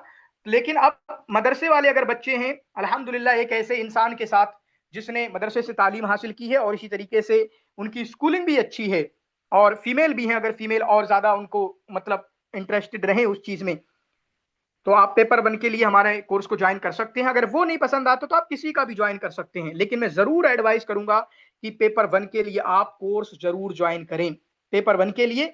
और शॉर्ट कोर्स, छोटा छोटा पढ़ाया जा रहा है, इस तरह के कोर्स से थोड़ा जरूर बचें, क्योंकि वहां पर एक मिसाल अभी मैंने दी थी, गोया कि आपको सिर्फ ये एहसास दिलाया जाता है कि आपने पढ़ लिया, और हकीकत में नहीं पढ़ा होता है, हकीकत में वो डेप्थ के साथ चीजें आपने नहीं की होती है। ठीक है। फिर उसके बाद नोट्स मेकिंग जो है, नोट्स मेकिंग के लिए मैं कहूंगा कि आप नोट्स मेकिंग, जरूरत नहीं है इसमें। जैसे आप केवीएस मदान की किताब पढ़ रहे हो तो जरूरत नहीं है, या पेपर वन के लिए हरप्रीत कौर की किताब पढ़ रहे हो तो जरूरत नहीं है, आप वहां हाईलाइट करो, बाद में जाके शॉर्ट नोट्स बना लेना। लॉन्ग नोट्स की जरूरत नहीं है। लेकिन हाँ, एक नोट्स की जरूरत है। जब भी आप कोई लेक्चर देखेंगे, चाहे पेपर वन का कोई भी लेक्चर यूट्यूब पे देखोगे, लाइव क्लासेस देखोगे, आपका रनिंग नोट बनाना जरूरी है। वो गंदे हो सकते हैं, लेकिन आपको वो बनाना जरूरी है, वरना जो सुनोगे आप, क्लास सुनोगे, वो इफेक्टिव नहीं हो पाएगी। अभी जो मैं बता रहा था ना, आपकी एक बहन है या एक हैं जिन्होंने 250 मार्क्स हासिल किए और 4-5 महीने में, उन्होंने ये वाली जो लेक्चर मैं आज दे रहा हूं, उनके नोट्स बने हुए थे और उन्होंने भेजे मुझे अभी। ठीक है। तो ये करते हैं अक्सर अच्छे तरीके से पढ़ने वाले लोग। ये आपने बताया था और वहां से मैंने उसी को नोट किया, और उसके बाद उसी तरह की पढ़ाई करना शुरू कर दी। तो गोया कि जो बच्चे इस बार सीरियस हैं आगे के लिए, वो आपके लिए ये कॉन्स्टिट्यूशन की हैसियत रखता है कि ये मुझे करना है, सर ने जो बताया है। वरना यही गलती करते हो, कुछ और नहीं करते हो। आसमान से गलतियां निकाल के नहीं लाते आप लोग। आसमान से गलतियां तो वो निकाल के आते हो कि आज की वीडियो में कमेंट पे आया कि सर वो एग्जाम में घबरा जाते हैं। अब मैं इसका क्या करूं, एग्जाम में घबरा जाते हैं। एग्जाम में घबराने के लिए भी बोलता हूं कि माइंड को संतुलित रखना है, आपको नहीं पढ़ना है बहुत ज्यादा आखिरी दिनों में, वही चीजें बोलता हूं, लेकिन आप घबराए हुए रहते हो। एग्जाम में घबराने का मतलब है माइंड से उसका ताल्लुक है, और माइंड के लिए मैं बताता हूं कि आखिरी एक दिन में, 2 दिन में, 3 दिन में मत पढ़ो, अब क्यों पागल हो रहे हो। लेकिन वो भी नहीं सुनते हो आप लोग। फिर उसके बाद फर्स्ट अटेम्प्ट का मैंने बोलिया, ड्यूरिंग पीजी का वही बात मुझे बताना थी। अगर पीजी चल रहा है आपका, मास्टर चल रहा है, तब क्या करना है, यानी अपनी जो क्लासेस हैं, क्लासेस की टाइमिंग है, उसको अपनी पढ़ाई के लिए इस्तेमाल करना है। ठीक है, तो हमारा जो नेक्स्ट एग्जाम होगा वो जून 2026 में इंशाल्लाह ताला। कब होगा, शुरुआत में होगा, एंड में होगा? एंड में तो अच्छा है 20 के बाद। तो उसके लिए तकरीबन 5-6 महीने हमारे पास मौजूद हैं। टारगेट्स क्या होना चाहिए? टारगेट्स आपका पेपर 2 में टारगेट्स बनाइए 85 का, 85 क्वेश्चंस का। और पेपर 1 में जो आपका टारगेट होना चाहिए वो आज के टाइम पे 35 का बनाइए। ठीक है, पेपर 2 में जो आपका टारगेट्स होगा 85 का, लेकिन 85 के लिए आपको ट्रांसलेशन, ग्रामर और इसी तरीके से अरबिक कंप्रहेंशन, इन सब पे काम करना होगा। अगर कहीं पे भी एक कमजोरी है, चाहे ट्रांसलेशन में हो, चाहे अरबिक ग्रामर में हो, चाहे कंप्रहेंशन में हो, आप मात खा के आ जाएंगे। कितने ऐसे बच्चों को जानता हूं, मतलब अरबिक कंप्रहेंशन, मैं हूं या मेरे जैसे और बहुत सारे मेरे भाई लोग हैं जिनकी अरबी अच्छी है, थोड़ी बहुत है ना, थोड़ी बहुत अच्छी है, तो अरबिक कंप्रहेंशन तो उनके लिए ऐसे है कि हलवा है। लेकिन आप बताओ, मतलब जब पहली बार मुझे पता चला कि अरबिक का कंप्रहेंशन कोई छोड़ के आ रहा है, मतलब अजूबा है एक तरह से। लेकिन अजूबा नहीं है, क्योंकि अरबिक अच्छी नहीं है तो उनके लिए है प्रॉब्लमेटिक, है ना। जब अरबिक अच्छी नहीं है, लैंग्वेज की जो बात ऊपर हमने करी थी, जब उनकी लैंग्वेज अच्छी नहीं है तो यकीनी तौर पे उनके लिए मतलब प्रॉब्लमेटिक है वो। तो ये चीजें आपको सही करना होंगी। तो टारगेट मार्क्स आज आज ही बता रहा हूं आपको, पहले दिन से आप मेरे साथ रहोगे इंशाल्लाह। पेपर 2 के लिए 85 मार्क्स का टारगेट होगा। ये किसी के बहकावे में मत आ जाना कि 80 तो ऐसे ही आ जाते हैं, 90 का टारगेट करेंगे। 90 का टारगेट भी करिए, 85 टू 90, लेकिन ये बहुत मुश्किल होता है। ठीक है, 85 को अच्छे से करिए, यही आ गए तो काम हो जाएगा पूरा। 90 तो बहुत ज्यादा ही मुश्किल करता है। ठीक है, मैंने जब एग्जाम दिया था बाद में, दोबारा जेआरएफ के बाद और पढ़ाने के बाद, गोया कि मेरी तैयारी थी, फिर पढ़ाया था, तब मेरे आए थे 88। कितने आए थे? 88। तो 90 पहुंचना, एक आध बंदा का हिस्ट्री में शायद एक आध बंदा पहुंचा हुआ है, लेकिन वो बहुत मुश्किल होता है वो। तो वही 85 टू 80 करना है। और इसी तरीके से पेपर 2 में, पेपर वन में आपको 35 का करना है। 35 टू आपका 40 आ जाए, अच्छी बात है। मेरे अल्हम्दुलिल्लाह आ गए थे अल्लाह के करम से 41, है ना, 41 क्वेश्चन सही हो गए थे। तो ये कुछ चीजें हुई। और उसके बाद हाउ टू प्रिपेयर एनीथिंग, मतलब आपको कोई टॉपिक तैयार करना है, आपके पास लेक्चर्स होंगे, बुक्स होंगी। जैसे पेपर 1 के लिए जो बुक्स मैं कहूंगा, पेपर 1 के लिए आप जो बुक्स अगर बात करें उसकी, पेपर 1 के लिए तो केवीएस मदान की जो किताब आती है वो किताब, या हरप्रीत कौर की जो किताब आती है, इन दोनों में से एक किताब आप जरूर मंगाएं। चाहे केवीएस मदान की, चाहे हरप्रीत कौर की। केवीएस मदान की लैंग्वेज को थोड़ा टफ माना जाता है, तो अगर वो नहीं आप मंगा सकते हो तो हरप्रीत कौर की, इन दोनों में से एक किताब मंगाएं। इसी तरीके से पीवाईक्यूज की, पेपर 1 की मैं बात कर रहा हूं, पेपर 1 के लिए एक बुक पीवाईक्यूज मंगाएं, एक बुक। और इसमें भी बुक क्या है, कुछ ईयर वाइज किन्हीं लोगों ने, बहुत सारे लोगों ने ईयर वाइज इकट्ठा कर रखे हैं, तो आप उनकी किताबों को मंगा सकते हैं, या किसी ने टॉपिक वाइज इकट्ठा कर रखे हैं। तो दोनों तरह की किताबें भी अगर आप अफोर्ड कर सकते हैं तो दोनों मंगा लें, या इन दोनों में से एक किताब मंगा। यानी अब क्या करना है, 2 किताबें आपके पास होना ही होना चाहिए पेपर 1 के लिए। एक किताब थ्योरी के लिए और एक किताब आपकी पीवाईक्यूज के लिए। थ्योरी के लिए आप केवीएस मदान या इसी तरीके से हरप्रीत कौर, और पीवाईक्यूज के लिए कोई भी किताब, चाहे ईयर वाइज की चाहे टॉपिक वाइज की, आप मंगा सकते हो। ठीक है, इसी तरीके से पेपर 2 के लिए अगर मैं कोई किताब आपको रिकमेंड करूं, हालांकि नोट्स भी हैं जो, अभी वो नहीं कहूंगा, 2021 के नोट्स को आप प्रिंट करा सकते हो। या इसी तरीके से जो एजाज साहब की जो किताबें अभी तक, और भी किताबें अगर हैं तो मैंने देखी नहीं है, लेकिन एजाज साहब की किताब है, छोटी मानी मानी जा सकती है, काफी क्रिस्प अंदाज में उसमें चीजें लिखी हैं। मैं रिकमेंड करूंगा कि एजाज गिनाई साहब की जो किताब है दलील इख्तिबार तराफुसी, वो किताब भी आप मंगा सकते हो। ठीक है, उसके अलावा बाकी हमारे लेक्चर्स हैं, हमारे नोट्स हैं, जो आपको नोट्स प्रोवाइड किए जाएंगे क्लासेस में, इंटरेस्टिंग उसको बना बना के आपके सामने पेश किया जाता है, और कहानी के अंदाज में, वहां से आपको जो एडिशन मिले। और पीवाईक्यूज की कोई किताब, पीवाईक्यूज की भी किताबें हैं, ईयर वाइज मेरी किताब है, आप वो मंगा सकते हो। आपको शायद अभी नहीं है, लेकिन आएगी 1-2 महीने में। और यूनिट वाइज अगर किताबें हैं, यूनिट वाइज में जो किताब मैंने देखी है वो दाऊद एसके की है, काफी बेहतरीन किताब है दाऊद शेख की, वो किताब आप मंगा सकते हो। तो यानी दोनों ही पेपर के लिए एक थ्योरी की बुक चाहिए और एक पीवाईक्यूज की बुक चाहिए। ये दो बुक आपके सामने होना ही होना चाहिए, चाहे कोर्स ले आपका ना ले, पेपर वन के भी। ऐसा नहीं कि आप मिसाल के तौर पे किसी का आप कोर्स ले रहे हो पेपर वन के लिए तो आपको किताब नहीं मंगाना है, किताब जरूर मंगाना है, ठीक है, क्योंकि किसी के नोट्स पे भरोसा नहीं किया जा सकता। समझ रहे हो आप इस बात को? कोई भी हो, चाहे कोई भी कोचिंग हो, कोई भी कुछ हो। क्योंकि होता क्या है कि बहुत से बार बहुत सारे लोगों की जैसे शिकायत आती है, शिकायत का मतलब बच्चे कहते हैं उनकी नोट्स बहुत फैले हुए हैं, तो वो भी एक प्रॉब्लमेटिक होती है। तो आपने क्या करना है, लेक्चर्स को बस लेक्चर के लिए ले रहे हो, आपने सामने वाले का लेक्चर देखा, लेक्चर देख रहे हो, उसके नोट्स बनाइए, अपने रिटर्न नोट्स राइटिंग में जो आप लेक्चर देखते हुए बना रहे हैं आप, ठीक है। फिर उसके बाद आपकी किताब रखी हुई है, आप उसमें से जो मिल रहा है या कम मिल रहा है ज्यादा मिल रहा है आप इधर उधर चीजें कर लें अच्छे से, है ना।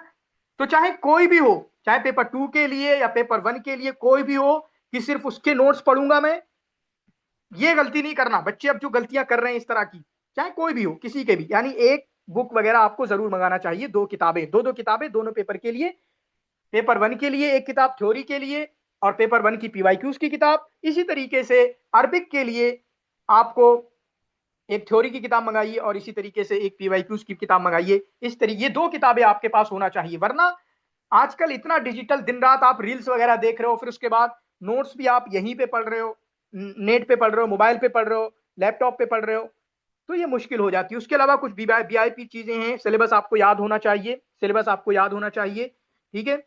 सिलेबस आपको यूनिट भी याद होना चाहिए कि टीचिंग एप्टीट्यूड, रिसर्च एप्टीट्यूड, इस तरीके से। और उसके अलावा अगर उसकी डिटेल्स हैं या शेरुल अरबी हत्तल असर लिब्बासी में क्या क्या आता है, असलुल लुगल अरबिया आता है, मुअल्लकात आते हैं, मुअल्लकात में ये चार हैं, फिर शुआरा सालिक आते हैं, फिर उसके बाद शुआरा मुखदरमून आते हैं, फिर शुआरा उम्वियून आते हैं, फिर शुआरा अब्बासी आते हैं, फिर उसके बाद यूनिट 2 आता है या टीचिंग एप्टीट्यूड आता है, टीचिंग एप्टीट्यूड में टीचिंग लेवल्स आते हैं, टीचिंग का ये आता है, टीचिंग का वो आता है, ठीक है। कम्युनिकेशन में कम्युनिकेशन टाइप्स, कम्युनिकेशन मीनिंग, ये आता है वो आता है, तो सब वो मॉडल्स ऑफ कम्युनिकेशन, ये सब आपको मतलब याद होना चाहिए। इतना काम आपको करना है, सिलेबस की आपको याद होना चाहिए, और सिलेबस की प्रिंट वगैरह लगा के आप सामने अभी दीवार पे लगा सकते हो, ताकि वो टाइम टू टाइम आपको याद हो जाए और आप उसको देखते रहें और कोई चीज मिस भी ना हो।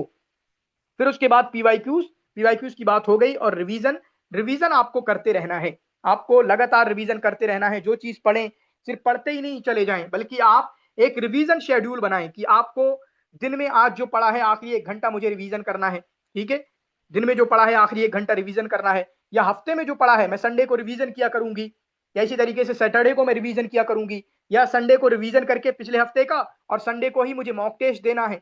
पीवाईक्यूज या मॉक टेस्ट आपको संडे को जरूर लगाना है, इसको इग्नोर नहीं करना है, कोई ना कोई मॉक टेस्ट पीवाईक्यूज, क्योंकि आखिरी दिनों में आप फिर आखिरी दिनों के लिए चीजों को छोड़ते हो कि सब आखिरी दिनों में करेंगे, फिर कुछ नहीं हो पाता। अभी से ही सारी चीजें करना होंगी, थ्योरी भी अभी पढ़िए, पीवाईक्यूज भी अभी देखते रहिए, और पीवाईक्यूज को मॉक टेस्ट की तरह लगाइए। बहुत सारे ऐप में पीवाईक्यूज मॉक टेस्ट की तरह दिए जाएंगे, हमने कोशिश की है कि हम टेस्ट सीरीज में पीवाईक्यूज को डालें आप लोग, ताकि मॉक टेस्ट की तरह उनको लगा सकें, या उसके अलावा मॉक टेस्ट भी होंगे, आप उसको देख सकते हैं। बाकी क्वेश्चन का लेवल क्या होता है, अगर हम पेपर 2 की बात करें तो यहाँ पर इजी 30 से 40 क्वेश्चन बहुत इजी होते हैं, जो लगातार पिछली बार पूछे गए उसी तरह के घिसे पिटे क्वेश्चन होते हैं। फिर 36 से 70 तक मॉडरेट होते हैं, 70 तक तो आसानी मॉडरेट तैयारी के साथ आप पहुंच सकते हो, लेकिन उसके ऊपर 71 से 90 तक जाना, बल्कि मैं कहूंगा 71 से 80 अलग और 80 प्लस जाना, ये बहुत ज्यादा मुश्किल हो जाता है, ठीक है। 80 से 90 जाना बहुत ज्यादा मुश्किल हो जाता है। तो ये कुछ चीजें हैं।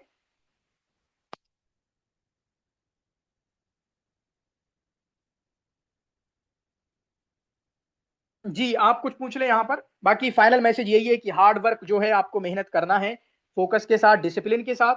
और जिन्होंने पूछा है अरबिक के लिए, एजाज गनाई साहब की एक किताब आती है, मुख्तसर है, अच्छी है, बेहतरीन है, कम अल्फाज में काफी चीजें उन्होंने रखने की कोशिश की है। और उनका एक स्टाइल ये है कि हर अपने नए एडिशन में जो पीवाईक्यूज में जो चीजें पूछी हैं उसको मतलब अपनी थ्योरी में ही डालने की कोशिश करते हैं, तो उससे काफी बेहतरीन चीजें हो जाती हैं। तो एजाज गिनाई साहब की दलील इख्तिबारत तनाफुसी वो थ्योरी के लिए, और पीवाईक्यूज के लिए आप दाऊद एसके साहब की यूनिट वाइज किताब है, उसको मंगा सकते हैं। या 2-3 महीने बाद मेरी ईयर वाइज पीवाईक्यूज हैं 2004 से 2025 तक, और उसमें आखिर में नोट भी दिए हुए हैं, वो ले सकते हैं, लेकिन अभी उसको टाइम लगेगा, 1-2 महीना लग सकते हैं। ठीक है। बाकी जो पीवाईक्यूज की दाऊद एस के साहब की किताब मंगा ले, कोई मसला नहीं, मेरी मत खरीदिएगा, कभी मत खरीदिएगा। ठीक है। और पेपर 1 के लिए थ्योरी के लिए इन दोनों में से कोई किताब मंगा लें। केवीएस मदान की किताब है या हरमनप्रीत कौर की किताब है। केवीएस मदान को कहा जाता है इंग्लिश थोड़ी मुश्किल है, और हरमनप्रीत की थोड़ी आसान मानी जाती है। और पीवाईक्यूज की कोई एक किताब मंगा लें, चाहे ईयर वाइज की, चाहे आपका यूनिट वाइज की। उसके अलावा ये मैंने कहा, मोटिवेशन आपका क्या होना चाहिए। नेशनल लेवल का एग्जाम है, जेआरएफ निकल के सच में फील अच्छा होता है। जब आप जेआरएफ निकालते हैं अच्छा लगता है कि हाँ भाई साहब ने जेआरएफ निकाला है। फैमिली एक्सपेक्टेशन आपसे लगने लग जाती है जब आप तैयारी में लग जाते हो, तो उनके लिए आपको मेहनत करना है। कैरियर की ग्रोथ यकीनी तौर पे मिलती है। वो बच्चे जो जेआरएफ नहीं निकल पाए, चले गए, हमारे आसपास भी देख रहे हैं, वो अलग चले गए, उनकी अलग दुनिया बन गई, जेआरएफ नहीं निकला। कितने लोग तो मैंने ऐसा ही देखा है मेरे आसपास में, जो डर गए, उनको पता था हमसे नहीं होगा ये एग्जाम। ठीक है। तो कैरियर ग्रोथ भी होती है। फिर उसके बाद फेलोशिप जो आती है, बहुत सारे गरीब लोग हमारे जैसे, उनके घर चल जाते हैं कुछ टाइम के लिए जब फेलोशिप आती है। पीएचडी एडमिशन हो जाता है, पीएचडी एडमिशन बड़ा आसान हो जाता है। बहुत सारे लोगों का पीएचडी का शौक होता है, लेकिन अगर नेट जेआरएफ नहीं निकला तो नेट जेआरएफ ना निकलने की वजह से उनका पीएचडी में एडमिशन नहीं हो पाता, क्योंकि बहुत सारे लोग इसी नेट जेआरएफ को क्राइटेरिया मानते हैं। तो पीएचडी, अगर आपका जेआरएफ निकला, नेट निकला, तो पीएचडी एडमिशन आपका आसान हो जाता है, और खुद को भी सेल्फ कॉन्फिडेंस आता है। नेशनल लेवल का एग्जाम है ये। ठीक है। बाकी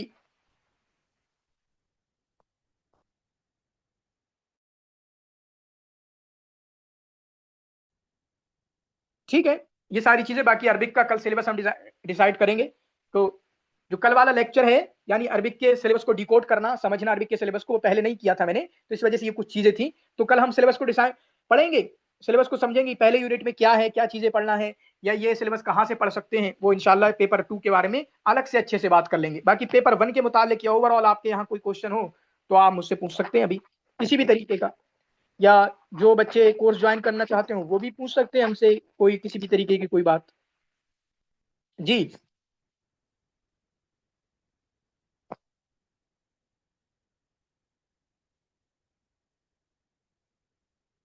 बाकी जो क्लास होगी 6:30 बजे से, 6:30 बजे से, ये मोस्टली 1 घंटे या 1.5 घंटे की क्लास होगी, 60 से 90 मिनट की क्लास होगी इंशाल्लाह ताला। आप उसको लगातार बने रहना है।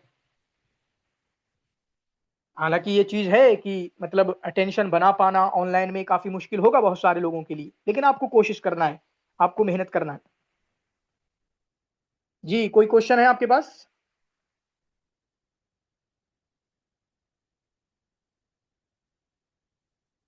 पूछ लें, बोल के भी पूछ सकते हैं आप, कोई मसला नहीं है। जी, अकमत अली, जी मकसुदुर रहमान, मुफ्ती अकील जी साहब। जी, अस्सलाम वालेकुम। वालेकुम सलाम, उमर उमर। मेरा ग्रुप में एडमिट करना पड़ेगा मैं मुझको। आप ज्वाइन किए हुए हैं कहाँ से? मेरा जो फ्रेंड है अब्दुल वहाब, वो ज्वाइन कर दिया। लेकिन ग्रुप से क्या है, क्लासेस तो यहाँ होंगी, ग्रुप असल नहीं है क्लासेस। आपको मुझे ये पूछना होता है कि आप ऐप में ज्वाइन हुए नहीं हुए। ग्रुप में क्या होगा, ग्रुप में कुछ नहीं होगा, क्लास तो यहाँ होंगी। और कोई जानकारी है तो ग्रुप में दे सकेगा आपको। अच्छा, मुझे समझ में नहीं आया। ठीक है, बात कर लेंगे इसको। मैं कहना चाह रहा हूँ, ऐप में ज्वाइन किए हैं नहीं किए हैं आप? ऐप ऐप में ज्वाइन किया मैंने। तो ज्वाइन किए, वहीं पर ग्रुप की लिंक दी हुई है, आप ज्वाइन कर लीजिए वहां से।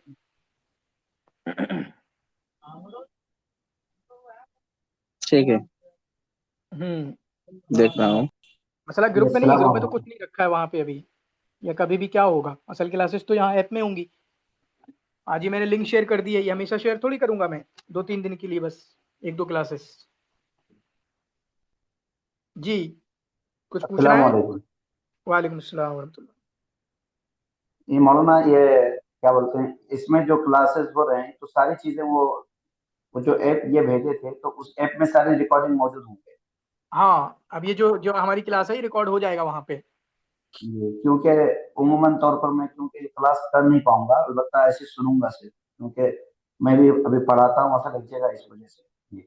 कोई और बाद मसला में नहीं, उसको। आपको बताया था सारी रिकॉर्डिंग होती हैं, रिकॉर्डिंग नहीं भी होगी तो एक दूसरा ऑप्शन भी हमारे पास होता है, मतलब रिकॉर्डिंग जी, होंगी, जैसे भी होंगी रिकॉर्डिंग होंगी। ये व्हाट्सएप ग्रुप भी है क्या इसमें?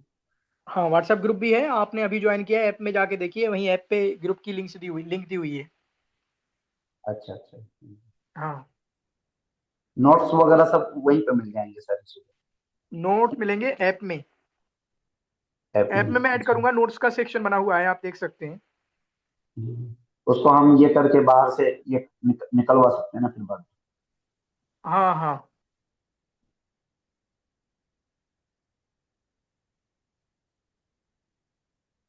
पीडीएफ का ऑप्शन रहेगा, आप में? अस्सलाम चाहें वालेकुम। तो। वालेकुम सलाम वरहमतुल्लाह। जी सर, एक बात पूछनी थी। कौन है आप? जी, मैं अब्दुल वहाब, असम से। जी बोलिए।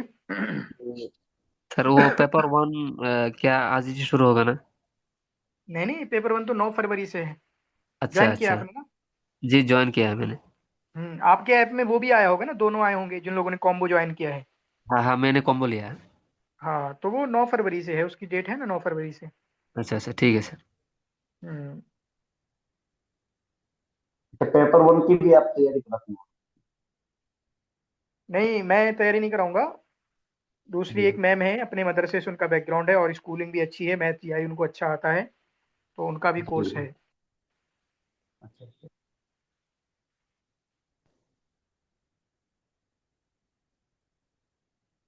तो बाद में उसमें ज्वाइन हो सकते हैं ना, बाद में ये करके?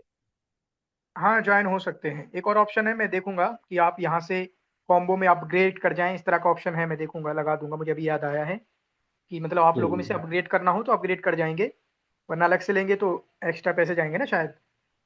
जी जी जी जी। हम्म।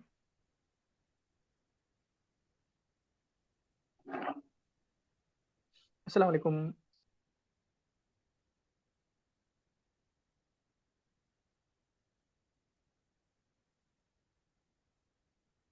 मैसेज कहाँ गया उसमें आपका? अरबिक की कौन सी किताब बताएं मौलाना, अब्दुल एजाज साहब की? जी, एक दलील किताब इख्तिबार बता दी। तनाफुसी। चलिए। जी वालेकुम सलाम। बोलिए, हाँ सॉरी मत कहिए, इनसे खुद पूछ लीजिए, ये बोलें, लड़कियों से पूछ लीजिए आप। बाकी कुछ कहना आप कहिए, अपनी बात रखिए, ये सॉरी मत कहिए, सॉरी क्यों कह रहे हैं?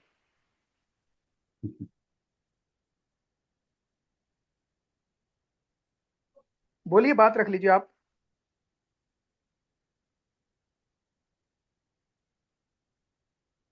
एक ये किताब तारीख उल अदब अरबी मेहदी हसन की सुवारन व जवाबन करके है, वो कैसी है?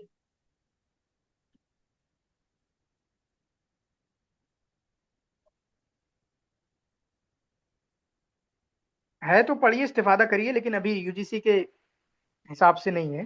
पीवाईक्यूज हैं उसमें, पीवाईक्यूज भी हैं, कुछ मालूमात भी है। जी।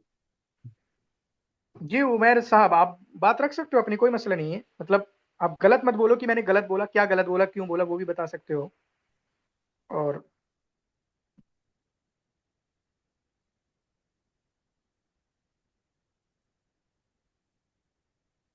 जी निखात, बोलिए, इनके जवाब दीजिए, क्या कह रहे हैं ये? सर किस बात का? मैंने सुना ही नहीं, आप किस बारे में बात कर रहे थे? एक मैसेज इन्होंने किया है, मैंने असल में बात, अच्छा हाँ मैंने जिक्र, मैं असल में इनको मोटिवेट किया है गर्ल्स को कि मतलब फीमेल जो मदरसे के बच्चे हैं, जैसे मैं और बहुत सारे, या उमेर भाई भी होंगे में भी, को सर, मतलब थोड़े स्ट्रांग होते हैं, और गर्ल्स मदरसे की गर्ल्स शायद नहीं होती उतनी स्ट्रांग अरबिक में, तो उनको डबल मेहनत करना पड़ेगी अगर हकीकी मानों में इनको जेआरएफ निकालना है, तो शायद यही इसी को सर, रेफर कर रहे हैं ये। ये सर, ये तो जरूरी है, क्योंकि वहां पे तो मुझे लगता है कि अगर किसी की वीक होगी, उसके पास कितनी भी नॉलेज होगी, लेकिन अरबिक उसकी वीक होगी तो 40 क्वेश्चन तो उसके बिल्कुल ऐसे ही जाएंगे। मुझे लगता है कि जितना मतलब वहां पे हेल्प करता है नॉलेज, उससे ज्यादा उस क्वेश्चन को समझना वो ज्यादा हेल्प करता है। कभी कभार इंसान को क्वेश्चन पता भी नहीं होता है, नॉलेज भी नहीं होती है, लेकिन अगर हम्म। क्वेश्चन डीपली समझ आएगा, इंसान अच्छे से आंसर लगा के आएगा वहां पे करेक्ट, अगर थोड़ी हम्म। बहुत भी नॉलेज होगी। लेकिन कभी कभार नॉलेज होने के बावजूद भी गलत होता है, क्योंकि उसके पास वो स्किल नहीं होता है, या वो समझ नहीं पाता अच्छे से क्वेश्चन क्या मुझसे कह रहा है। खासकर पैसेज तो 10 मार्क्स, वो तो पूरा का पूरा इसी पे बेस्ड है।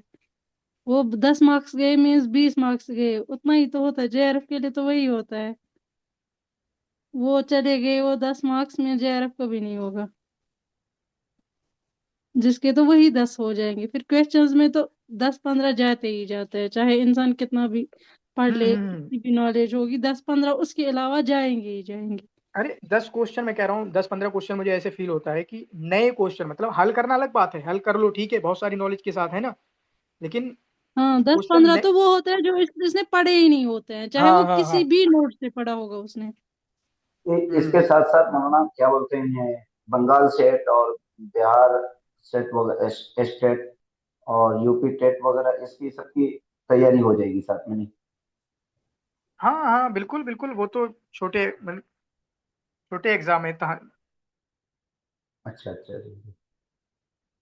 जहाँ तक है, उनके पेपर इसी में आते हैं, इसी तरह के होते हैं। जी अगर ये ठीक हो गया, बस ये होता है कि हर हर एग्जाम की थोड़ा अपना अलग पैटर्न होता है कि किन चीजों पे ज्यादा फोकस किया जाता है। जैसे मेरा ऐसा समझना था, ऐसा समझता हूँ मैं अभी भी, जो सेट के एग्जाम होते हैं, जेके सेट या डब्ल्यू सेट या कहीं का भी सेट, वहां पे थोड़ा ग्रामर पे और ज्यादा जी। फोकस करने लग जाते हैं, थोड़ा मतलब और ग्रामर की तरफ ही उनका ज्यादा रुझान हो जाता है।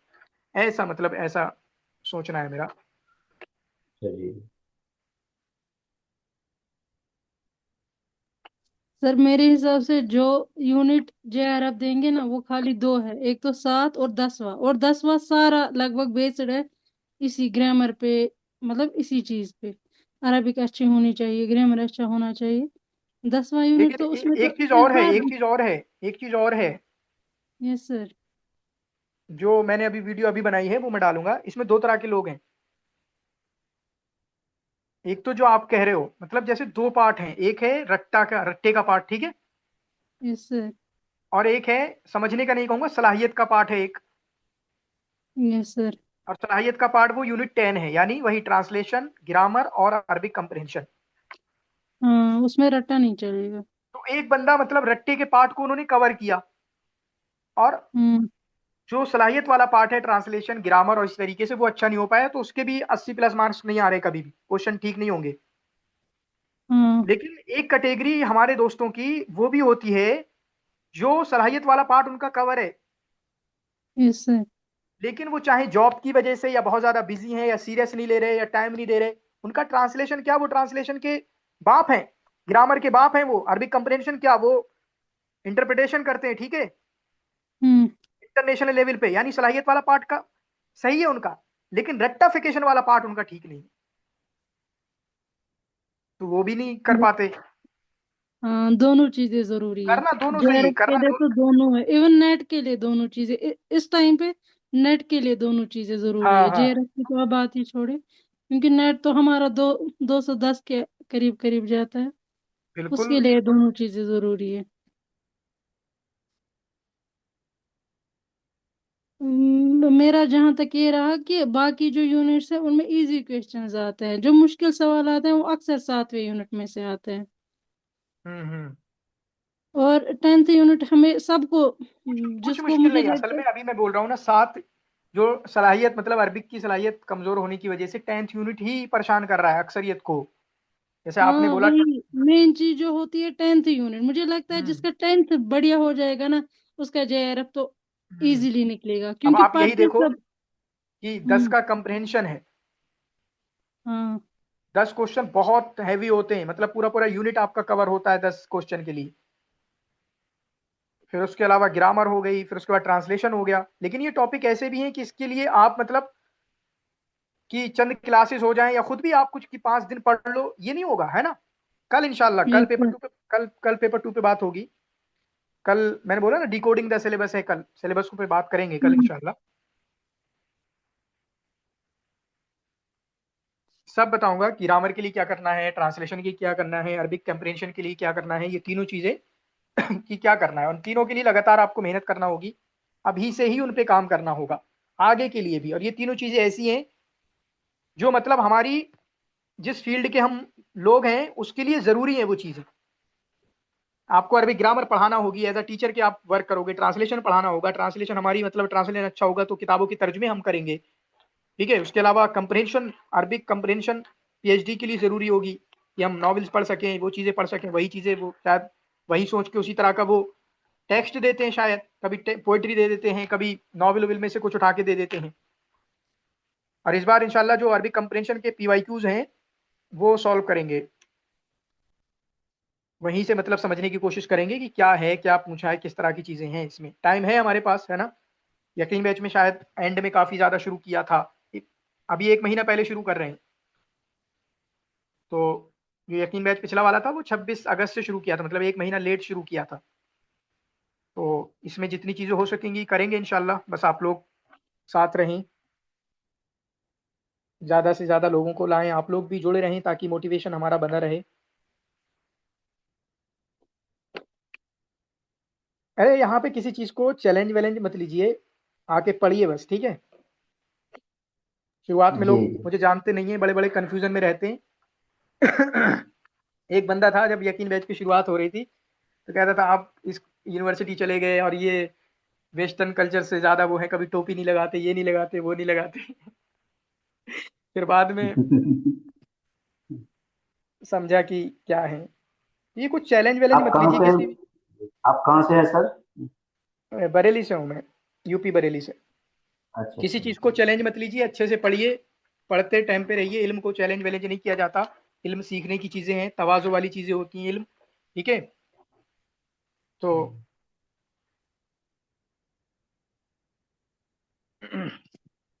वो लड़कियां खुद ही कहती हैं हमारे कुछ नहीं, और इसमें कोई मतलब ये बात है बिल्कुल जो जग जाहिर है, सब मानते हैं इस बात को कि जो मदरसे के हमारी बच्चियां हैं, ये मदरसे की जो तालीम है गर्ल्स की, और कहाँ का नदवा का क्या मुकाबला कर सकता है कोई, उसके जो झैली इदारे हैं गर्ल्स के, कोई उसका वो नहीं है। एक्सेप्शन अलग है कि कोई लड़की बहुत अच्छी निकल जाए, इस तरह की सब चीज़ें तो होती हैं, लेकिन ओवरऑल मैं उसमें मैं कोई 7 साल सब। से पढ़ा रहा हूँ। जी, मैं 7 साल से लेडीज मदरसे में ही पढ़ा रहा हूँ। इतनी भी मेहनत करने के बावजूद उन लोगों की हौसला नहीं बन पाती है। बिल्कुल। जी जी। और आप तो चलो वहां पे पढ़ा रहे हैं, कितने स्कूल इदारों को तो मर्दी में मैसर नहीं होते पढ़ाने वाले। जी जी जी। जी फाखिरा, वो निकात कुछ कहना चाहेंगे? नो सर, इतना काफी है इनके लिए। अभी शायद वहां पे सारे नए हैं कि कोई पुराना भी है। पता नहीं नए हैं, लेकिन वो लेकिन क्या बोल दिया, इतना सारा तो कम कम ही रखा है, 1 घंटे की क्लास रखी है ताकि थोड़ा सा मालूम हो। बाकी मैं गाइड चीज़ें बताता ही रहता हूँ, हर क्लास में तकरीबन कुछ ना कुछ बताता हूँ, मोटिवेशन रहता है ताकि आप लोग जमे रहें। उसके अलावा भी पर्सनल पे भी आपको टाइम दिया जाता है, ये नहीं छोड़ देता हूँ ऐसे ही। आपको कुछ भी कभी भी प्रॉब्लम है आप शेयर कर सकते हो, पूछ सकते हो। लेकिन कुछ बेसिक चीज़ें हैं मैं बता रहा हूँ। एक एक जो हमारी बहन का मैं तस्करा करता हूँ, 250 मार्क्स ला के उन्होंने, आप जानते होगे अगर वहाँ से हो आपके ऊ से, तो उन्होंने जो जो ये वाला लेक्चर है ना, आज का लेक्चर, उन्होंने पूरे उसके नोट्स बनाए हुए थे। तो और उस कहा कि इसी ये चीज़ें आपने बताई और इसी को मैंने फिर फॉलो किया अच्छे तरीके से, किस तरीके से आगे जाना है। अब जो भी चीज़ें आपको बताई हैं आपने अपने जहन में बैठा लेना है कि मुझे ये करना है, ये गलती नहीं करना है। जो भी डिस्कशन हुए हैं, जो भी मालूमात आपको पता लगी है, इसके बारे में कुछ नया पता लगा है कि ऐसा भी होता है, तो उस पर फिर गौर करें। लड़कियों को डबल मेहनत करना होगी, ये पता चला है आपको पहली बार, तो आप मेहनत करें इस पे। मेहनत करने के लिए बोला है बस, बाकी कुछ और। No Raunak, sir, thank you.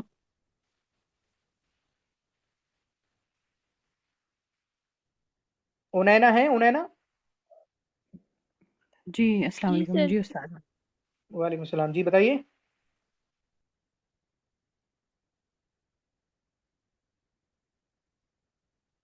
चलें ठीक है, हाँ